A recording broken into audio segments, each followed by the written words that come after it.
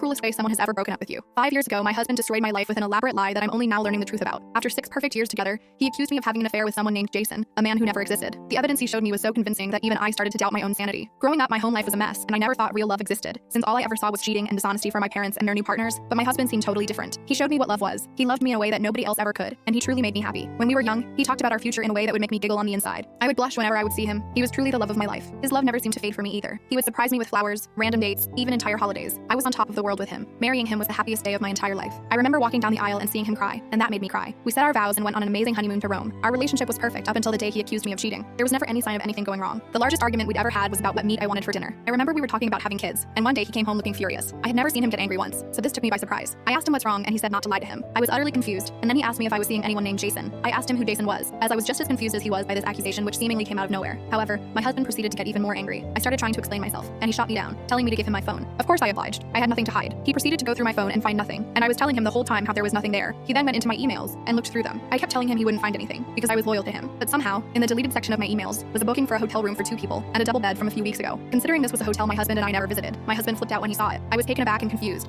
and I looked at this email over and over trying to figure out how this could have gotten here. I tried to reassure him that someone must have put this here, and I swore on my life that I never cheated. He asked me how could I, and then pulled up a screenshot on his phone of a Tinder profile of me talking with someone named Jason about booking the exact hotel for us 2 on my email. I started crying because this was all fake. Somebody had set me up. My crying made me look even more guilty. I tried telling him this was fake, that the Tinder account isn't real, but he claimed I probably just deleted it, but didn't remember to fully delete the email. I kept crying and telling him that I didn't do it, but he didn't believe me. He packed his bags and left that day. All the while I kept crying and begging him to believe me, but he never did. I can't tell you how many times I called him and asked him to come back, that I never cheated, but he never listened. He filed for divorce and I was forced to go through with it. The divorce process wasn't nasty on his side. He didn't try any dirty tricks. The entire time throughout the process he would ask me, how could you? And each time I defended myself saying I never did, and begging him to please believe me. The divorce took about 8 months, and I was a shell of my former self. I slumped into an alcohol binge and started partaking in recreational drugs. Life without him was bleak. All of a sudden, the thoughts of 10-year-old me were right. There is no love. Life will never grant you something as beautiful as love. Why couldn't he just believe me? I thought to myself. I attended therapy, but nothing helped. It took me 2 years to even start getting over it, and 3 years to be able to talk about him without breaking down into tears. It's now been 5 years, and I really thought I was over it. But I got a message from my ex-brother-in-law a few days ago that has had me crying nonstop since. Hey, the guilt has been weighing on me nonstop. For the past 5 years, I have tried my best to keep it a secret, but every night I wake up seeing your crying and I remember how much the divorce hurt you. I know you didn't cheat. Your husband knows this too. There never was a Jason. Your husband wanted out of the relationship. He never truly loved you. He felt so bad for you and wanted to give you the life you deserve because you loved him so much. He tried his very best for so long. I called him so many times for so long, and each time he would tell me about how he's not sure he can keep up his act of love any longer. He wanted a way out without breaking up with you because it wasn't working,